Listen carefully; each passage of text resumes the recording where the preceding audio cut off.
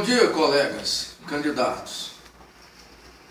Vocês já enfrentaram questões de concurso com terminologias esdrúxulas, teorias exóticas, ou até mesmo conteúdo peculiar, cobrado em obra que só se vê em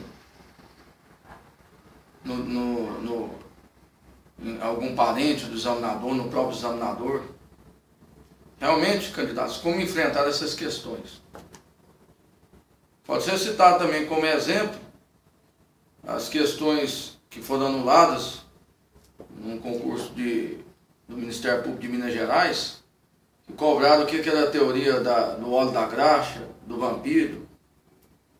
Também pode ter citar como exemplos a teoria significativa de ação que caiu já nos concursos de promotor de justiça de Goiás e do Paraná, bem como também no penúltimo concurso do Ministério Público do Paraná, realizado em 2017, o examinador de direito penal cobrou conteúdo bem peculiar na obra de Juarez Cirino dos Santos. Ou seja, quem realmente não havia lido a obra teria uma dificuldade imensa de responder as questões a contento.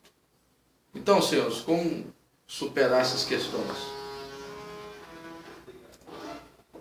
Olha, eu já enfrentei esse tipo de questões e mesmo não sabendo, o importante é não deixar em branco, tentar respondê-las, fazer analogia com algum instituto jurídico. Por exemplo, a teoria dos diálogos institucionais, que foi cobrada na prova de direito constitucional, no bloco dessas questões de direito público, eu tentei responder falando de Peter Haber, da Sociedade Aberta aos Intérpretes Constitucionais, do constitucionalismo do futuro, expliquei também sobre o constitucionalismo. O importante seria não deixar em branco a questão para não zerar. Tentar responder de forma racional, mesmo não sabendo o instituto, tentar fazer analogia com alguma coisa.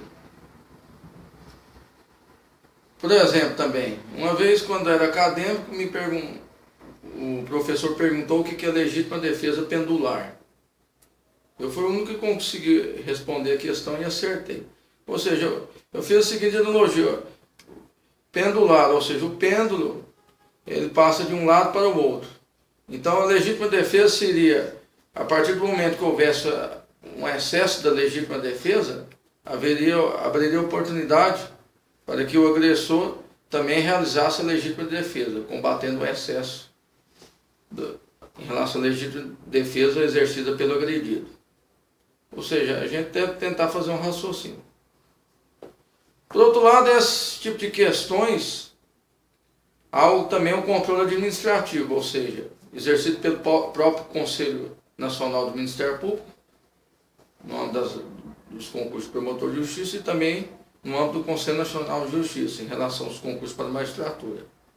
Ou seja, há também esse controle administrativo para tentar coibir ou anular esse tipo de questões, em relação a teorias esdrúxulas, terminologias excêntricas, conteúdo cobrado, ou seja, que é só encontrado em livros do próprio examinador, de algum parente dele.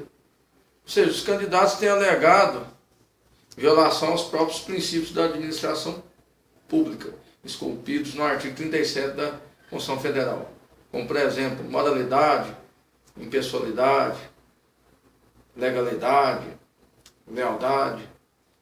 Também o pessoal tem entrado com um mandato de segurança, também alegando violação a esses princípios. Só que no âmbito do Poder Judiciário, a jurisprudência da Suprema Corte que entende que não cabe ao Poder Judiciário exercer o controle de mérito de questões de provas de concurso. Ou seja, ele só pode exercer o controle de legalidade. Contudo, esse entendimento ele deveria ser alterado.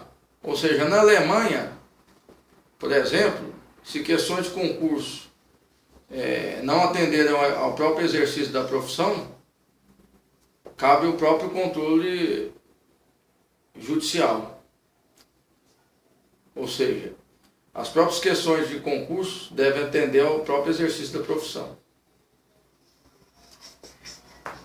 Então, senhores, vemos que no Brasil, no próprio controle administrativo exercido pelo Conselho Nacional do Ministério Público e pelo próprio Conselho Nacional de Justiça, bem como o próprio controle jurisdicional, seja exercido pelo STF, pelos demais tribunais ou até mesmo pelos juízes, ele é insuficiente para tentar coibir a cobrança de questões com terminologias esdrúxulas, teorias exóticas, ou conteúdo em contrato só em livro de determinado examinador.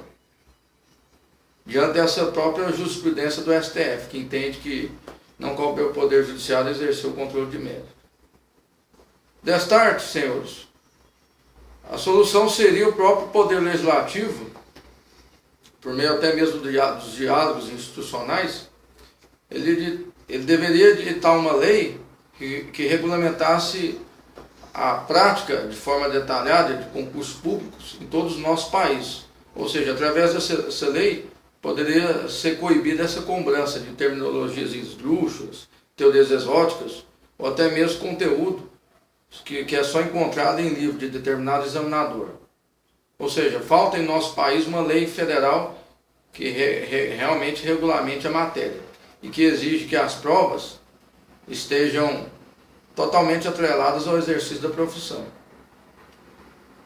Então, se não houver essa regulamentação legislativa, os candidatos ainda ficarão à mercê dessas questões que realmente dificultam a vida de qualquer estudante. Eram essas considerações que eu tenho a fazer. Muito obrigado pela atenção de todos. Até o próximo vídeo.